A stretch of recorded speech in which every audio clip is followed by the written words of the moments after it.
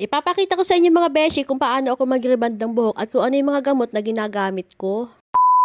Ito nga palang dilaw na remote ang ginagamit ko mga beshi. Maganda nga ito lalo na nga kung ang status ng buhok ay nagpatong-patong na yung kulay. Hindi siya ganun katapang kaya naman goods na goods. Naglagay na nga ako ng rebanding cream 1 sa mixing bowl tapos nga hinaluan ko na din ng Superflex para hindi nga ma-damage ang buhok ng ating client. Tapos minekos-mekos ko na ng very light. At ito na nga pala mga beshi ang itsura ng buhok ng ating client. Kung makikita nyo naman ay talaga naman dry na siya at bugbog na sa mga color. Bukod nga sa patong-patong na kulay ay bleach din siya, kaya naman talagang nakakatakot i-reband. Sabi ko nga sa kanya, ano't ano man ang mangyari, magkita na lang kami sa barangay. Char! At ayan na nga mga beshi, nag-umpisa na ako mag-apply ng gamot sa kanyang buhok-buhukan. Sa pag-a-apply naman ng gamot mga beshi, kailangan lang i-massage ng maigi ang buhok para lahat ng hibla ay malagyan ng gamot. Pagkatapos nun ay ibabad lang ng ilang minutes hanggang sa mag-react na yung buhok. Pagkatapos nga ng ilang minutes na pagkababad ay binanlawan na din kaagad. Sa tingin ko nga ay maganda ang pagkaluto sa buhok dahil rebanding cream 1 pa nga lang ay nag-straight na siya. Sa mga punto nga ito mga beshi ay pinapatuyo na namin ang kanyang buhok at pagkatapos nga nitong mapatuyo 100% ay paplantyahin naman ang sunod.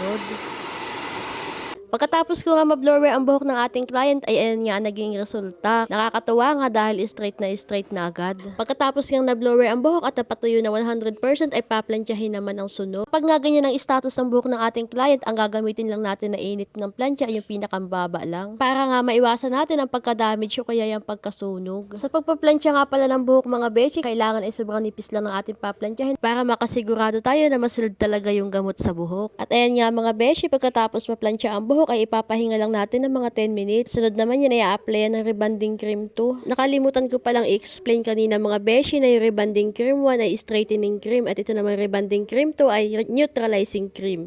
Wala lang, share ko lang. Sa mga punto nga ito mga beshi ay nag-apply na ako ng neutralizing cream sa buhok ng ating client. Sa kapag apply nga ng gamot ay kagaya lang din sa rebanding cream 1. Pagkatapos nga makapag-apply ng rebanding cream 2 ay ibababad lang ng ilang minuto hanggang sa mag-react ang buhok. Pagkatapos nun ay babanlawan ulit at i-blow dry. Nang mabanlawan na nga ay binlower ko na din at ayan nga ang naging resulta niya, napakaganda. Super lambot at straight na talaga ang buhok ng ating client. Blower pa nga lang yan at hindi pa yan napaplansya. Nagpa-hair treatment pa nga din ng ating client for today's video kaya naman in-applyan ko ng Keraglose na hair botox. Ibababad lang yun sa buhok ng 50 minutes at pagkatapos nun ibabanlawan pa din. Napakaganda nga ng effect ng hair botox sa buhok dahil nga nakakalambot siya tapos nga nakaka-straight pa. Tapos isa pa hindi siya masakit sa mata at hindi siya masakit sa ilong. At ayan nga after 50 minutes binanlawan na din at binoblower na din. Kung mapapansin nyo nga mga beshi, napakaganda ng outcome at talaga namang kala may professional ang gumawa.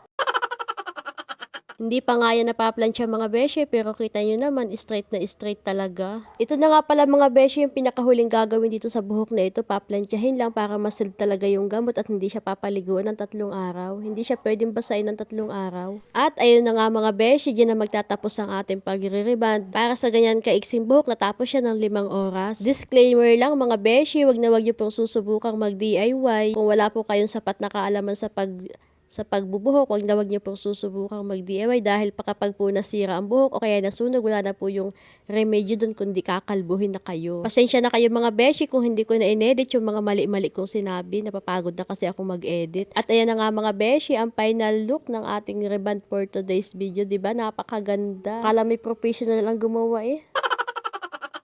Hanggang dito na lang muna mga beshi. Thank you for watching. Bye!